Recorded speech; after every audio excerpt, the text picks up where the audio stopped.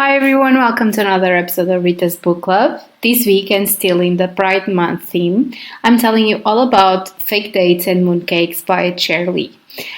This book is a debut novel of this author, and it's a cute young adult romance. I was so intrigued with it and very curious to read this one after seeing a few people mentioning it on Instagram and discovering this author.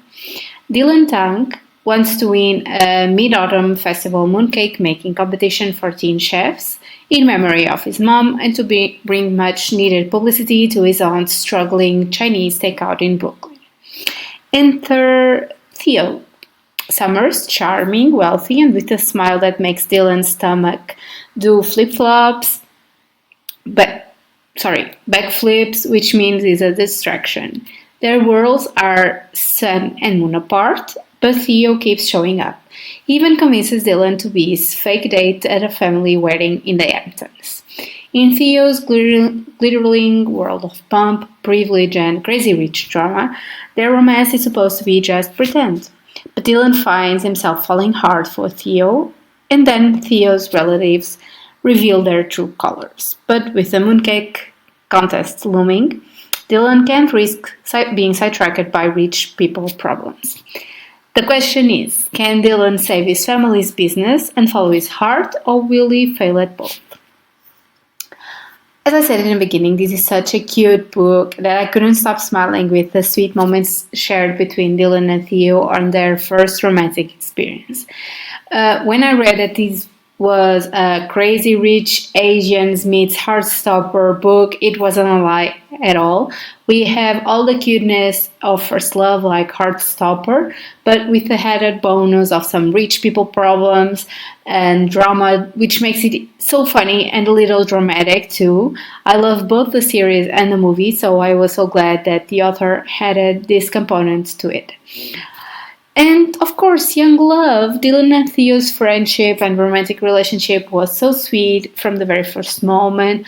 I loved how they developed a friendship pretty quickly and were able to relate with each other in a lot of moments, especially with their grief and losing their mothers. It was very special to see them develop that friendship into a romantic one when they finally revealed their feelings for each other, especially after pretending to fake date at the wedding. We could feel that the spark was always there and they just needed to take a leap of faith in each other.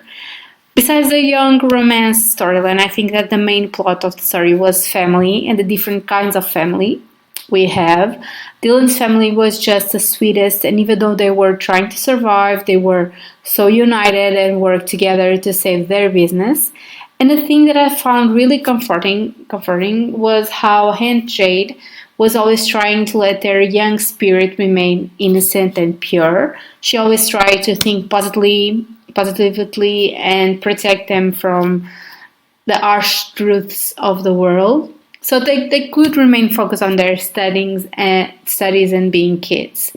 And I think that's ultimately that's all that Theo saw when he entered the takeout restaurant and saw this family. He saw a glimpse of the unity he wanted in his life and with his own family, and how important it was, no matter if they were rich or poor. And that was what he tried to retake after his father's drama with his family. He made a point of being involved that made me really happy for him, that he was able to find that, to retake that for himself. A big bonus for me was all the explanations of the culture. I love Asian culture, the history, the food, so it was really nice that the author gave us an insight of our culture and our own experiences. It made the book even more special and interesting, especially because the reader is learning alongside Theo, since he didn't explore his Asian heritage deeply since his mother passed when he was so young. By the way, this is just a little advice. Don't read this book on an empty stomach, because I was so hungry just reading all the mentions of food and the recipes. I just wanted to try Aunt Jade's cooking because it sounded so delicious, and Dylan's mooncakes. Finally, a huge shout out to the sweetest corgi that ever existed, Clover. I just wanted to pet her and give her so many kisses. She was a precious little girl. As always, if you If you like this video, please like, comment, and subscribe to my channel. You can also follow me on Instagram at Rita's Book Club for more content. Thanks for watching and see you next week. Happy readings!